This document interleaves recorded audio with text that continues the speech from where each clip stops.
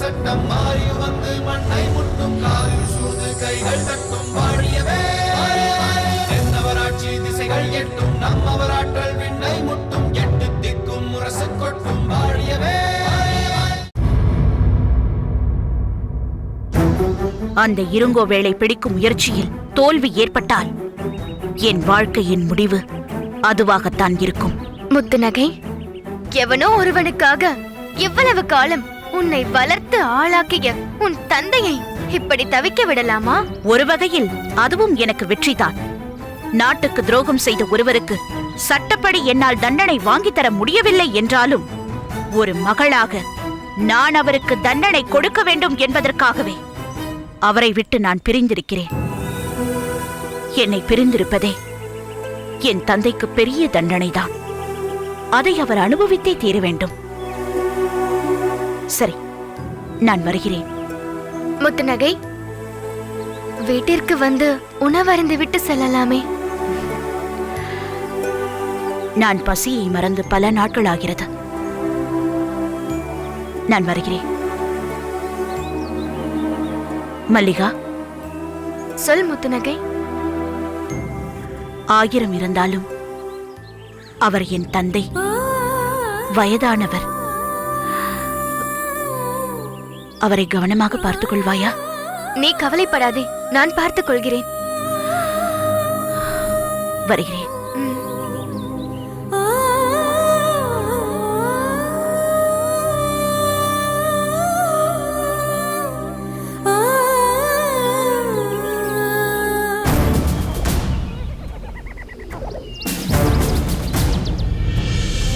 பாண்டிமா தேவிக்கு இந்த கருங்குழலியின் பணிவான வணக்கம். இந்த எளியவளின் காணிக்கையை தாங்கள் ஏற்றுக்கொள்ள வேண்டும்.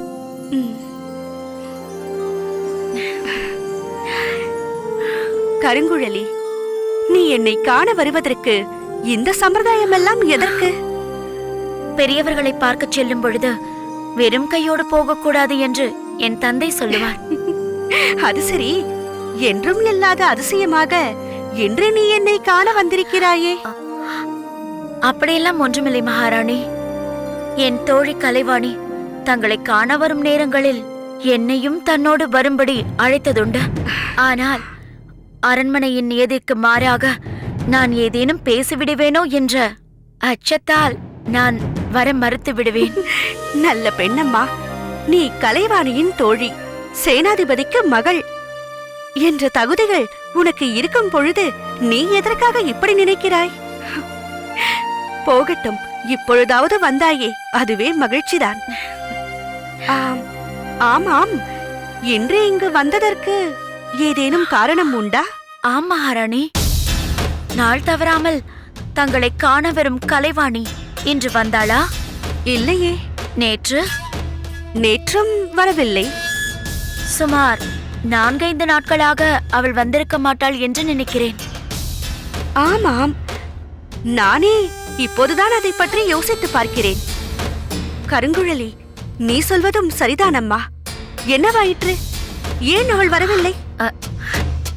எனக்கும் தெரியவில்லை மகாராணி. அவர்கள் வீட்டிற்கு சென்றால் என்னை அனுமதிப்பார்களோ இல்லையோ என்று எனக்கு சந்தேகமாக இருக்கிறது. ஏன்? என்ன காரணம் என்று தெரியவில்லை. சில நேரங்களில் இப்பொழுது வரவேண்டாம் என்று தடுத்து விடுகிறார்கள்.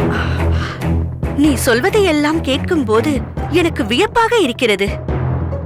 பேரரசரின் தமக்கையார் கூட சில நாட்களாக இங்கு வரவில்லை. ஒருவேளை கலைவாணிக்கு உடல்நிலை சரியில்லாமல் போயிருக்குமோ? அவளை பார்த்து கொள்ள வேண்டும் என்பதால் இங்கு வராமல் இருக்கிறாரோ? அடடா, அப்படித்தான் இருக்க வேண்டும். இது எனக்கு தோன்றாமல் போய்விட்டதே. நீ வா, இப்பொழுதே நாம் சென்று என்ன நிலைமை என்று பார்த்து விடலாம். நான் எதற்கு மகாராணி? நான் அங்கு வந்தால் என்னை உள்ளே அனுமதிப்பார்களோ இல்லையோ? என்னோடு வரும்பொழுது உன்னை தடுக்க யார் இருக்கிறார்கள்? வா, போகலாம். கலைவாணி இப்படி பிடிவாதம் பிடிப்பதை நினைத்தால் எனக்கு மிகவும் பயமாக இருக்கிறது. நீ எதற்கும் பயப்படாதே, நான் இருக்கிறேன். தைரியமாக இரு. கலைவாணி, வாருங்கள் மகாராணி, வாருங்கள். நாம் தனிமையில் சந்தித்துக் கொள்ளும் போது ராணி முறையெல்லாம் வேண்டாம். பேர் சொல்லி அழையுங்கள் என்று எத்தனை முறை சொல்லியிருக்கிறேன். உண்மைதான் பஞ்சவன்மா தேவி. பழக்கத்தின் காரணமாக அப்படி அழைத்து விடுகிறேன். இது என்ன? கருங்குழலி தங்களோடு வந்திருக்கிறாள்? அவள்தான் கலைவாணியை பற்றி என்னிடம் ஒரு விஷயத்தை சொன்னாள். என்ன அப்படி பார்க்கிறீர்கள்? எந்த விஷயம் என்றாலும் என்னிடம் நீங்கள் சொல்லலாம் அல்லவா? நான் அதற்கு ஏதேனும் செய்ய மாட்டேனா? இல்லை, இதை எப்படி சொல்வதென்றுதான். சொல்லாமல் எத்தனை நாள் தான் அவளை அடைத்து வைப்பீர்கள்? அப்படியெல்லாம் ஒன்றுமில்லை. அவளை அடைத்து வைக்கும் நோக்கம் எங்களுக்கு இல்லை. அவள் செய்த காரியத்தால். அப்படி என்ன காரியத்தை செய்திருப்பாள்? சிறு வயதுதானே. விளையாட்டுத்தனமாக எங்கேனும் சென்று இருப்பாள். அதனால் உடல் நலம் பாதிக்கப்பட்டிருக்கலாம். என்னிடம் சொன்னால் அரண்மனை வைத்தியரை அழைத்து வந்து சிகிச்சை செய்து ஒரே நாளில் உடல் நலம் பெறும்படி செய்ய மாட்டேனா? கருங்குழலி, நீ சென்று பார்த்து கலைவாணியை அழைத்து வா. சரி மகாராணி.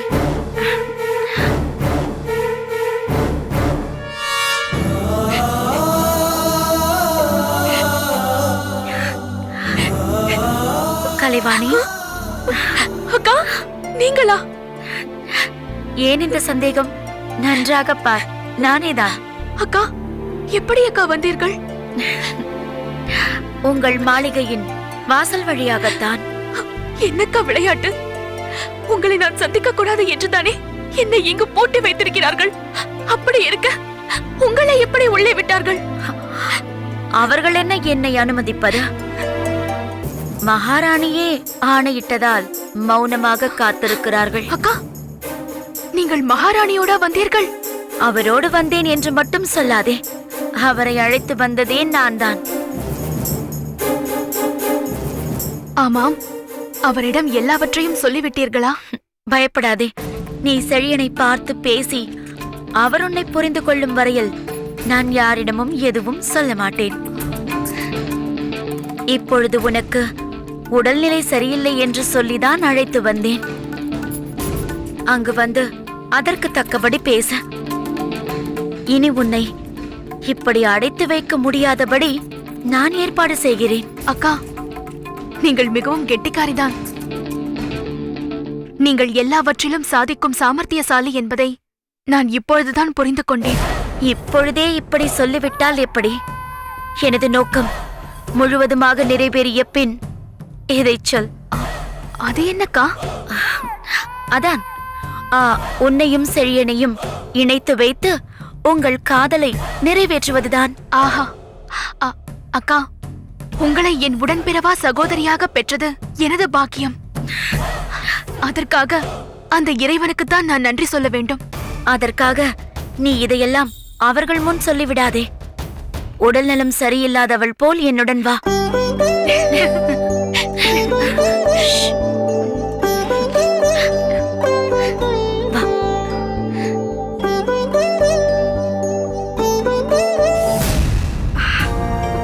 வாருங்கள் மகாராணி. கலைவாணி, எதுவாக இருந்தாலும் என்னிடம் வந்து சொல்லலாம் அல்லவா? ஆமாம், அப்படித்தான் செய்திருக்க வேண்டும். கருங்குழலி வந்து சொல்லாவிட்டால் எனக்கு இங்கு நடந்திருப்பதே தெரிந்திருக்காது. என் அக்காவிற்கு எப்போது எதை யாரிடம் சொல்ல வேண்டும் என்று தெளிவாக தெரிந்திருக்கிறது. கலைவாணி, இனி உனக்கு என்ன பிரச்சனை என்றாலும் என்னை பார்க்க வந்துவிடு. இப்பொழுதே என்னோடு புறப்பட்டு வா. ராஜ வைத்தியரை வரவழைத்து உனக்கு என்ன நோய் என்பதை கண்டுபிடிக்க சொல்கிறேன். உடல் சம்பந்தப்பட்ட நோயாக இருந்தால் ராஜ வைத்தியர் அதை கண்டுபிடிப்பார். மனநோயாக இருந்தால் என்ன செய்வது மகாராணி? இவளுக்கு அப்படி என்ன மனநோய் ஏற்பட போகிறது? அப்படியே இருந்தாலும் அதை யாரிடமாவது மனம் விட்டு பேசினால் ஆறிவிடும். கலைவாணி, உனக்கு அப்படி என்ன பிரச்சனை? வாய் விட்டு சொல். சொல் கலைவாணி. சொல் கலைவாணி. மகாராணியாரிடமே மனம் விட்டு சொல்லிவிட்டால் எல்லாம் சரியாகிவிடும். பிறகு யாரும் எதுவும் பேச முடியாது. அப்படியெல்லாம் அவளுக்கு ஒன்றும் பிரச்சனை கிடையாது. பிறகு ஏன் அடைந்து கிடக்கிறாள்? நாங்கள் ஒன்றும் இங்கேயே அடைந்து கிடக்க வேண்டும் என்று சொல்லவில்லையே. பிறகென்ன கலைவாணி? இனி நீ ஒவ்வொரு நாளும் என் அந்தப்புறத்திற்கு வந்து என்னிடம் சிறிது நேரம் உரையாடிவிட்டுத்தான் செல்ல வேண்டும். பெண் குழந்தை இல்லாத நான் நீ பிறந்தது முதல் உன்னைத்தான் என் மகளாக நினைத்துக் கொண்டிருக்கிறேன்.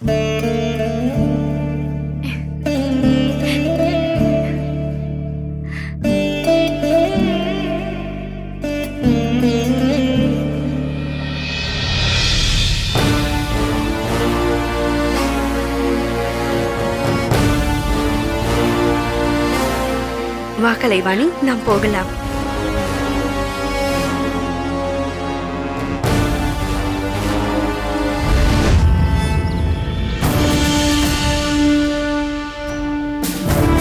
மாமனருக்கு வணக்கம். என்ன ஓலை வந்துள்ளது. கரிகாலருக்கு இதன் மூலம் வரைவது யாதெனில், தங்களை காப்பாற்ற முயன்ற பாண்டிய வீரன் செழியன் இப்பொழுது என்னிடம்தான் அடிமைப்பட்டு கிடக்கின்றான். நீர் அவனை உயிரோடு என்னிடம் பெற்று பாண்டிய மன்னரிடம் ஒப்படைக்க வேண்டுமென்றால் என்னுடைய நாட்டை என்னிடமே திரும்ப ஒப்படைக்க வேண்டும். இல்லையேல் செழியனை சித்திரவதை செய்து அணு அணுவாக கொல்வதே உத்தேசம். உடனே பதில் செயல் மூலம். இருங்கோவேள் யாரங்கே? இங்கே வந்த ஒற்றன் எங்கே சென்று விட்டார்? உடனடியாக சென்று தேடுங்கள். உத்தரவு.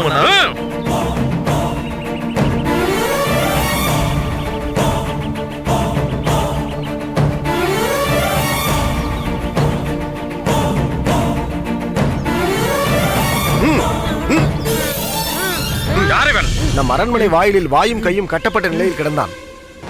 யாரடா நீ? உங்கள் வீரன் தான் மன்னா. எவனோ ஒருவன் என்னை தாக்கிவிட்டு என் ஆடைகளை எடுத்துச் சென்று விட்டான். ஏதோ இங்கு தவறு நடக்கிறது. உடனடியாக சென்று தேடுங்கள் அவனை.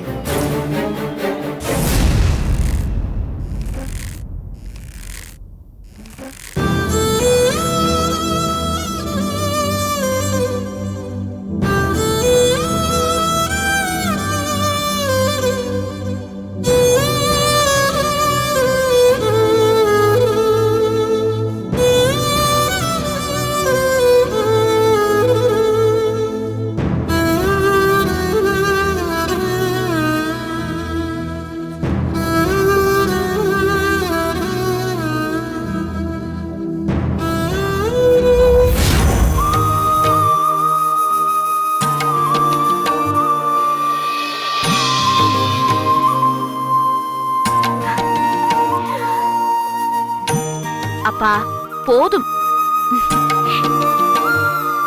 நீங்கள் எதற்காக இதையெல்லாம் செய்து கொண்டிருக்கிறீர்கள்?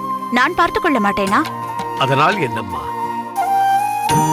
ஒவ்வொரு பெண் குழந்தைக்கும் அதனுடைய தாய் நீராட்டி கூந்தலுக்கு சாம்பிராணி போட்டுவிட்டு பொட்டு வைத்து பூ வைத்து அவளுக்கு அலங்காரம் செய்து அழகு பார்ப்பாள். உனக்கு நினைவு தெரியும் முன்பே உன் தாய் மறைந்து விட்டதால் உனக்கு அந்த பாக்கியம் கிடைக்காமல் போய்விட்டது. அதனால் என்னப்பா? மற்ற பெண் குழந்தைகளின் தாய்மார்கள் அவர்களுக்கு அலங்காரம் செய்து பார்க்கும்போது நம் தாய் இல்லையே நமக்கு அலங்காரம் செய்து பார்ப்பதற்கென்று நீ ஏக்கத்தோடு பார்ப்பதை நான் சில நேரங்களில் கண்டிருக்கிறேன் அம்மா. இல்லை அப்பா, இல்லை. நான் அப்படிப்பட்ட ஏக்கத்தோடு பார்த்ததே இல்லை. ஏனென்றால் அவர்களுக்கெல்லாம் அவர்கள் தாயார் தானே இதையெல்லாம் செய்ய வேண்டியிருக்கிறது. ஆனால் எனக்கோ தாய்க்கு தாயாக, தந்தைக்கு தந்தையாக மட்டுமல்லாமல் ஒரு குருநாதராகவும் இருந்து எனக்கு கல்வியும் போதிக்கிறீர்களே. இப்படி தாய், தந்தை, குரு அனைவரையும் தந்தையின் வடிவில் பார்க்கும் பாக்கியம் என்னை தவிர வேறு எந்த மகளுக்கு கிடைக்கும்? உங்களுக்கு மகளாக பிறந்ததை நினைத்து நான் பெருமைப்படுகிறேன் அப்பா.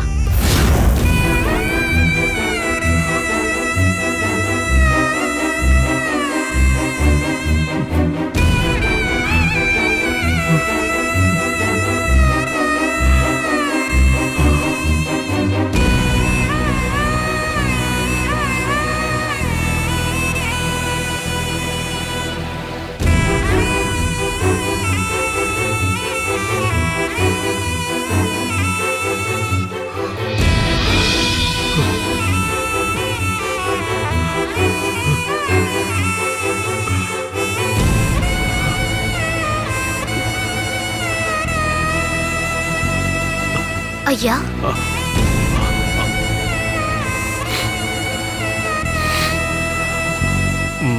உணவு தயாராகிவிட்டது. வாருங்கள், பரிமாறுகிறேன். வேண்டாம் அம்மா, நீ செல், நான் பார்த்துக் கொள்கிறேன். சரி ஐயா.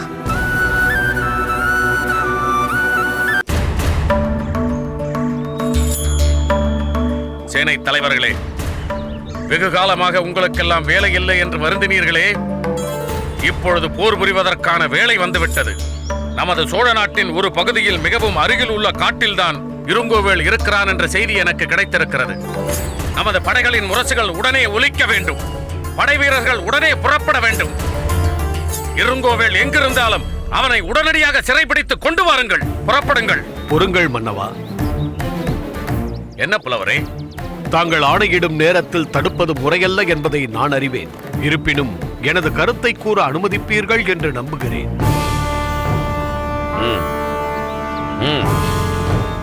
சொல்லுங்கள் புலவரே. மன்னவா, இருங்கோவேளை பிடிக்க உடனடியாக படைகளை அனுப்பப் போவதாக நான் அறிந்தேன். அது உண்மைதானா? அதில் என்ன உங்களுக்கு சந்தேகம்?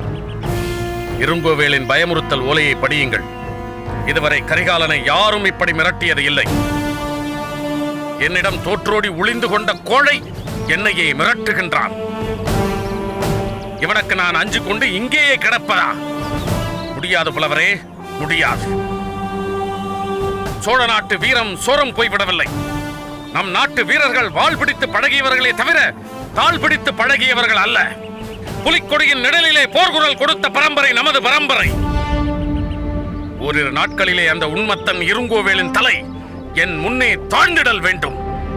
அதுவரை இனி எனக்கு வேறு நினைவே கிடையாது. சோழ பெருவேந்தனே, இருங்கோவேளை பிடித்து வருவதோ அவன் உயிரை மாய்ப்பதோ நமக்கு பெரிய காரியமே இல்லை. செழியனை உயிரோடு மீட்டு வர வேண்டும் என்பதே உங்களது குறிக்கோள் அல்லவா? பெருவழுதி பாண்டியருக்கு தாங்கள் அளித்துள்ள வாக்குறுதி என்ன? செழியனை மீட்டுக் கொடுப்பதுதானே. அதை மறந்து விடலாமா? தங்களுக்கு எழுதியது போலவே பாண்டியருக்கும் இருங்கோவேள் மடல் எழுதியிருக்கலாம் அல்லவா? அதன் காரணமாகவே பெருவழுதி பாண்டியர் தலைநகரை நோக்கி புறப்பட்டிருக்கலாம் அல்லவா? இதன் மூலம் அவன் என்ன சாதிக்கப் போகிறான்? பறித்துக் கொண்ட நாடுகளை திரும்ப கொடுத்தால் செழியனை உயிரோடு விட்டுவிடுவேன் என்றும், இல்லை என்றால் செழியனை கொன்று விடுவேன் என்பதுதானே இருங்கோவேளின் எச்சரிக்கை. ஆமாம். நாட்டை திருப்பிக் கொடுத்து செழியனை ஏன் மீட்டுக் கொண்டு வரக்கூடாது என்று பாண்டியர் நினைக்கலாம் அல்லவா? அப்படி செய்யாவிட்டால் உங்கள் மீது பாண்டியருக்கு பகை ஏற்படக்கூடும் அல்லவா? அந்த பகையை மூட்டி தன் சூழ்ச்சியில் வெற்றி பெறலாம் என்று இருங்கோவேள் நினைத்திருக்கலாம் அல்லவா? பாண்டிய நாடு, சோழ நாடு, இவ்விரு நாட்டின் நட்புரிமையை குலைப்பதே அவனது திட்டம். அப்படி என்றால் நாம் இப்பொழுது என்னதான் செய்ய வேண்டும்? சூழ்ச்சியால் தான் வெல்ல வேண்டும். இருங்கோவேளின் ஓலை நமது நாட்டின் வீரத்திற்கே விடப்பட்ட அரைக்கூவல். இதை நான் ஏற்றுக்கொண்டே தீர வேண்டும். ஆனால் இருங்கோவேளுக்கு நாடும் திரும்ப கிடைக்க கூடாது. செழியனின் உயிருக்கும் ஆபத்து ஏற்படக்கூடாது. அதற்கு என்னதான் வழி என்று கூறுங்கள் புலவரே. மன்னவா,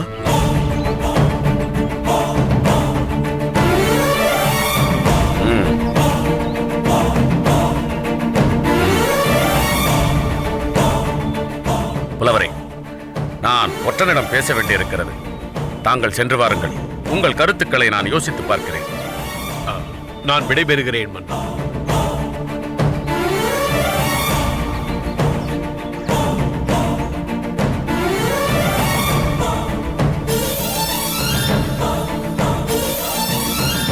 கடத்திய கயவனான அந்த இருங்கோவேளை தண்டித்தாக வேண்டும். சோழ நாட்டிற்கு ஒரு சிறு அவப்பெயர் ஏற்பட்டாலும் அது எதிரிகளுக்கு சாதகமாகிவிடும். தடுங்கள், வெறும் கையால் பிடியுங்கள், தாக்கலாம். காமா இந்த கொடை கொண்டு விடுபடும் காலை இழுத்து நாம் தாக்க முடியும்.